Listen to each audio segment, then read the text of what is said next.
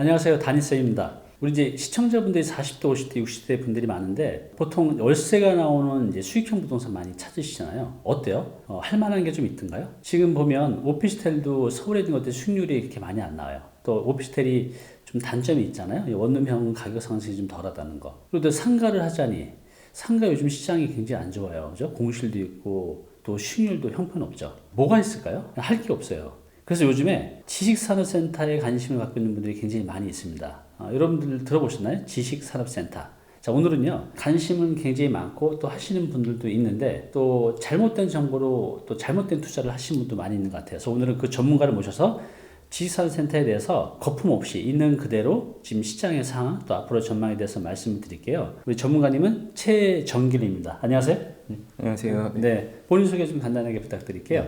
안녕하세요. 저 선북일 닉네임으로 활동하고 있고 네. 지식산업센터 투자 커뮤니티라는 네이버 카페 부메이저를 운영하고 있고 네. 지식산업센터 전문 기업인 지산투에 근무하고 있습니다. 그래요. 지금 이제 제가 얘기를 나눠봤는데 이제 실제로 이렇게 투자도 하시고 계시고 그런 관련업도 하고 계시는데 그냥 감으로 하시는 게 아니라 이제 빅데이터라고 하죠. 정확한 이제 데이터에 기반해서 판단할 수 있도록 그런 걸 잘 짜 놓으셨더라고요. 또 이 현장에 있으시기 때문에 누구보다 이 지산센터 지금 현장을 잘 이해하고 계시거든요. 제가 여러분들을 대신해서 여쭤보겠습니다.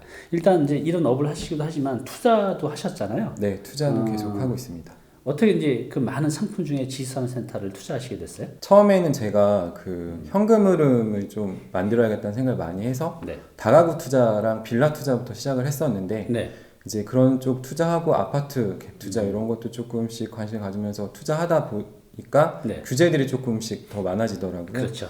그리고 이제 한번 투자를 하고 나면 종잣돈이 굉장히 많이 소진이 되기 때문에 그렇죠. 이제 할 돈이 없기 때문에 소액을 투자할 수 있는 게 뭐가 있을까 이거 공부하다가 2018년부터 이제 관심을 가지고 네. 투자하기 시작했습니다. 2018년부터요. 네, 네. 보통 이제 은퇴자 분들이 보면 뭐 돈이 많으신 분도 있지만 좀 그렇게 많이 있지 않은 분도 많이 계시거든요. 지금 최정님께서도 그 전에 말씀드렸잖아요. 적은 돈으로 투자하시는 거. 네. 그럼 이제 지식산업센터가 이제 우리가 실투자금이라고 하죠. 뭐 대출이든 뭐 좀 껴서 했을 때 그 돈이 좀 적게 해서 투자가 가능한가 보죠? 네. 어느 정도 가능해요? 투자금이? 실제로 뭐 이제 적게는 한 2, 3천만 원 가지고도 투자가 가능하고요. 네. 그리고 제가 투자했던 케이스들을 봤을 때는 그동안 저는 4천대, 4천대. 많으면 한 5천만 원 정도로 투자를 많이 했었습니다. 그게 어떻게 이렇게 된 거죠? 그러면 뭐 이제 분양을 받는 거죠? 네, 분양으로 투자하실 수도 있고, 네. 이제 뭐 전매로 매수하실 수도 있고, 네. 그다음에 이제 매매로 하실 수도 있는데, 이 지식산업센터의 가장 큰 장점 중에 하나가 네. 이제 대출 비율이 굉장히 높다는 장점이 있기 때문에 이게 저희가 보통 말씀드릴 때 대출이 한 80% 정도가 나오는데. 네. 실질적으로 이제 뭐 신용도도 좀 괜찮고 소득 증빙도 잘 되신다면 뭐 담보 80에 신용 한 10% 정도 얹어서 90까지도 나오는 케이스들이 종종 있고 저는 대부분 거의 90% 이상 대출을 받아서 투자를 했었습니다. 그러면 만약에 이제 사는 방법이 세 가지가 있다 그랬잖아요. 네. 분양을 최초 받는 방법, 네. 아니면 이제 분양 받는 걸 사는 피를 네. 주고 네. 전매하는 방법, 그다음에 이제 일반 이미 있는 것을 이제 매매를 통해서 사는 방법. 네. 그럼 이제 분양을 통해서 사는 방법은 계약하면 이제 계약금 10% 내야 되잖아요. 네. 그러면 이제 만약에 10억이다. 그럼 이제 10억이 너무 큰가? 5억으로 잡아볼까요? 네. 5억이면 이제 5천만 원. 네. 그러면 나머지 최대 90%까지는 대출로 다 가능할 수도 있다는 거죠. 네. 그 90%가 대출이 나온다면 사실 나중에 이제 등기 칠 시점에 준공되고 그때 이제 취등록세 정도만 추가로 더 든다고 보시면 되고 나머진 거의 계약금 10%로.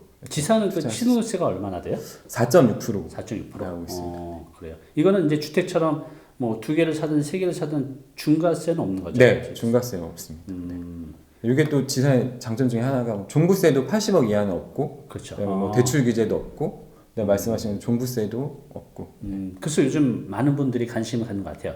일단 이제 세금에 대해서 부담이 없고 대출 많이 나오고. 네. 또 이게 이제 월세가 나오는 이제 수익형 상품이잖아요. 네, 그래서 이제 많이들 하시는데 잘못된 투자로 또 잘못되는 경우들도 있어요. 그것도 이따 한번 이제 여쭤볼게요. 네. 직접 이제 투자한 사례도 있다고 하셨잖아요. 네, 네. 이제 우리가 이제 중요한 건 은퇴자들한테 이제 수익인데 월세 수익. 네. 그 수익이 어느 정도나 됐어요? 그러면? 제가 보통 투자했던 물건들은 대부분 한 수익률 기준으로 한 20% 정도 20%요? 나오는 거고, 네. 제가 좀 초창기에 서울 투자한 것도 거의 20% 정도 나오고 네. 있고 20%가 살짝 넘고요. 네. 경기도에 최근에 투자한 것들도 거의 20% 정도에 맞춰서 투자를 했었습니다. 이렇게 나올 수 있었던 거는 아무래도 대출 많이 나오기 때문에 네, 이렇게 나올 수 있는. 대출이 이제 지렛대가 되는 거죠. 네, 맞습니다. 그러니까 내가 은행에서 빌리는 은행 이자보다 네. 이 지산의 수익률이 높으면 네. 대출을 많이 받을수록 네. 수익률이 더 높아지는 거죠. 네, 맞습니다. 와, 그러면 20%면 내가 투자한 거를 회수하는데 이제 새해 전후로 해서 5년이면 투자비 회수가 되는 거잖아요. 네, 맞습니다. 네. 사실 차이까지 생각하면 제가 투자했던 것들은 보통 한 1, 2년에 다 회수했었습니다. 네. 근데 이제 요즘에는 이제 수익률이 좀 서울 거는 많이 떨어지고 있다는데. 네, 맞습니다. 그죠? 네. 그래서 지금 뭐 보통 이제 사람들이 가장 관심 갖는 지역이 이 집하고 지사는 좀 다르잖아요. 네. 보통 이렇게 투자 고객들 보면 서울 지역을 가장 선호하고 네. 서울에서 선호하는 지역들이 어느 동네죠? 서울에서 아무래도 가장 선호를 많이 하는 데는 성수동. 성수동이요. 지역이죠. 네. 그쪽이 제일 평당가도 현재 비싸고 임대료도 가장 비싸게 형성되어 있고 네. 가장 공실 리스크도 낮고 그렇기 때문에 가장 선호하고 그 다음으로 이제 영등포나 영등포. 이제 문정 같은 경우가 있습니다. 네. 가장 선호한다고는 하지만 그것 때문에 좋다고 얘기할 수는 없는 거잖아요. 네, 맞습니다. 이게 아무래도 저렴할 때 들어가셨으면 굉장히 좋은 투자처가 됐을 텐데 네. 현 시점에서는 저는 약간 조금 과열 구간이라고 생각하거든요. 서울 거는 특히. 그래요. 그렇기 때문에 수익률이 너무 안 나오다 보니까 현재는 거의 차익을 노리고 들어가는 지역이고 사실 이게 조금 위험한 투자가 될 수가 있거든요. 그래요. 차익만 보고 들어가는 거. 그래요. 네.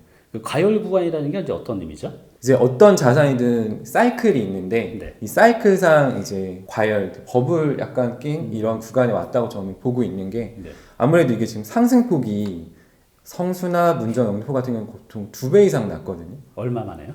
한 1, 2년 안에 어. 보통 한 2배 이상 났어요. 그래요. 네. 어휴.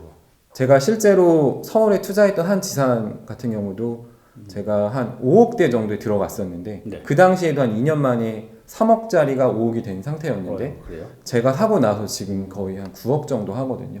2년 정도밖에 안 됐는데. 아파트만 많이 오른 게 아니라 지식산센터도 엄청나게 많이 올랐네요. 네, 지산이 그래서 많이 좀 관심을 가지시는 거예요. 수익률도 레버리지 때문에 많이 나지만 차익도 아파트에 준하게 나기 때문에 그래서 관심을 많이 갖습니다. 그러면 이제 뭐 서울에 좀 좋은 지역들은 수익이 좀 덜 나지만 아까 네. 말씀드린 대로 이제 잘 나온 지역 대출을 활용해서 20% 정도 나오면 네, 내가 투자비를 그 임대 수익을 5년 만에 회수하고 세전으로 네, 또 그게 뭐 50% 100% 오르면 네. 또 그 자본 차익이죠. 네. 자본 차익까지 하면 수익률이 어마어마하네요. 아, 네, 그럼 어마어마합니다.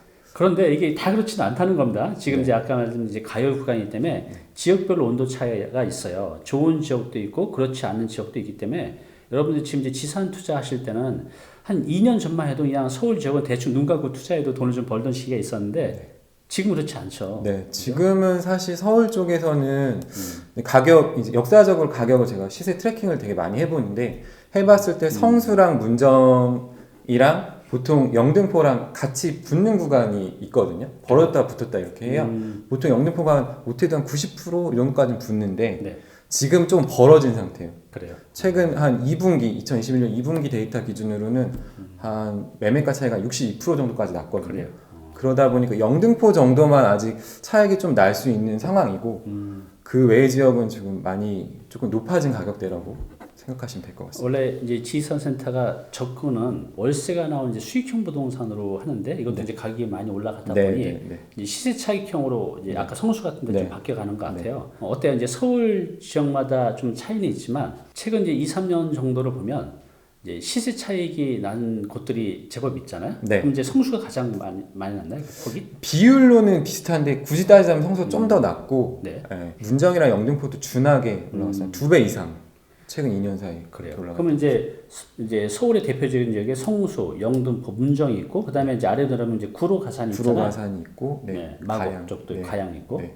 이쪽은 어때요? 구로 가산은? 제 구로 가산이 사실은 수요는 굉장히 많고 실제 사업하시는 분 굉장히 선호하는 지역인데 네. 여기는 국가산업단지다 보니까 네. 원칙적으로 임대가 불가한 지역이에요. 근데 이걸 모르고 투자하시는 분들 되게 많거든요. 뭐 분양 직원분들이나 뭐 영업 하시는 분들이 받아도 상관없다. 어차피 네. 전매로 이제 팔고 나가도 된다 문제가 생기면 뭐 이런 식으로 많이 설득을 하시는데 실질적으로는 그렇지가 않은 게 예를 들어 이 지금 상승장 구간이지만 상승하는 구간이지만 이게 조정이나 고압이나 뭐 하락이 올 수도 있는 거거든요. 그때는 이제 내가 매도하려고 해도 매도가 안 될 수가 있는데 그때 돼서는 이제 등기를 칠 수가 없으니까 실사업자가 아니면 그렇죠. 그럼 이제 문제가 되는 거죠. 나중에 매도도 못 하고 이행 강제 뭐 이제 과태료도 맞고 강제 매도도 당하고 이럴 수가 있는 거죠.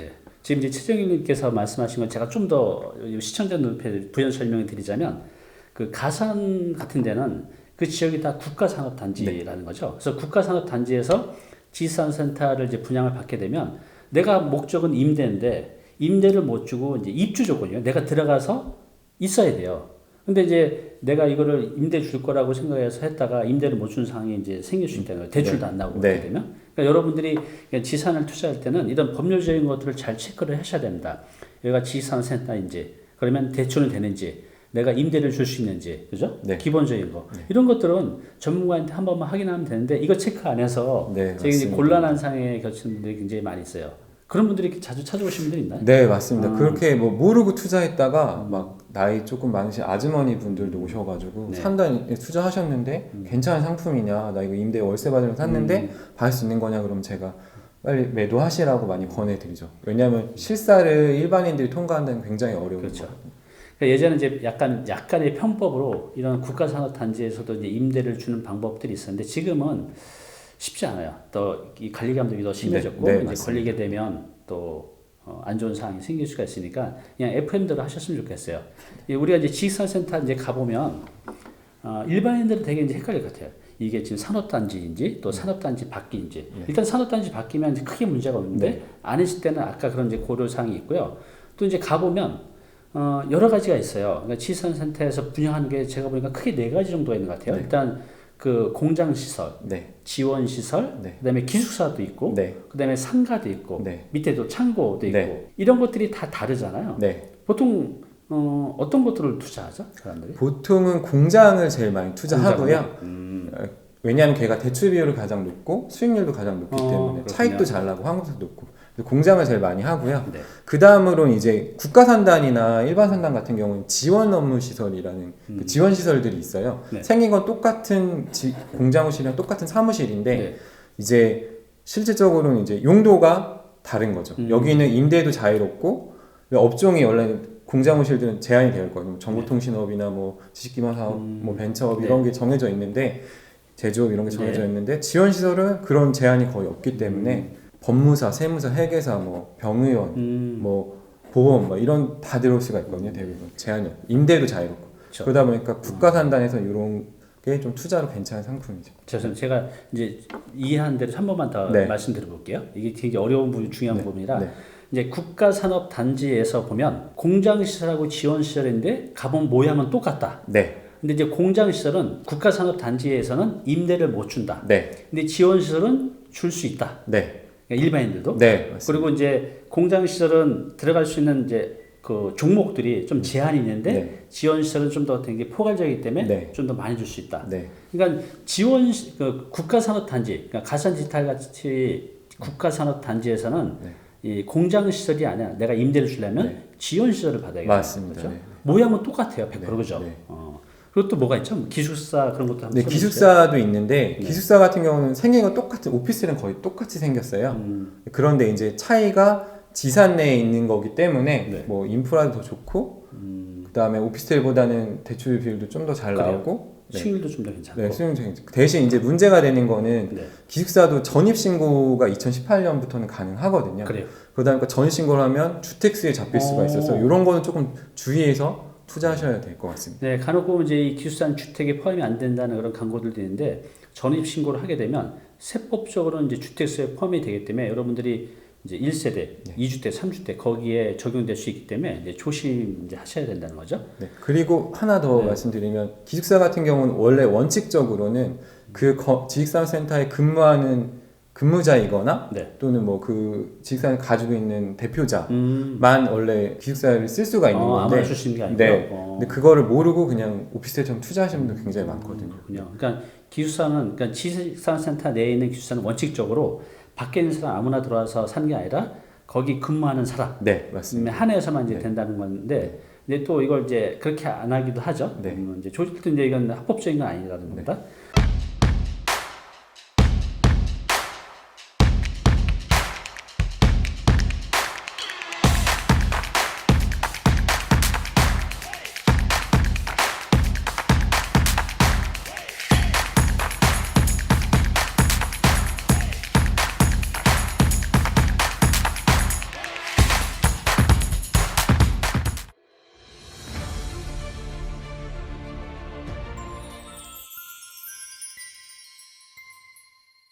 네, 오늘 정보 도움이 좀 되셨나요?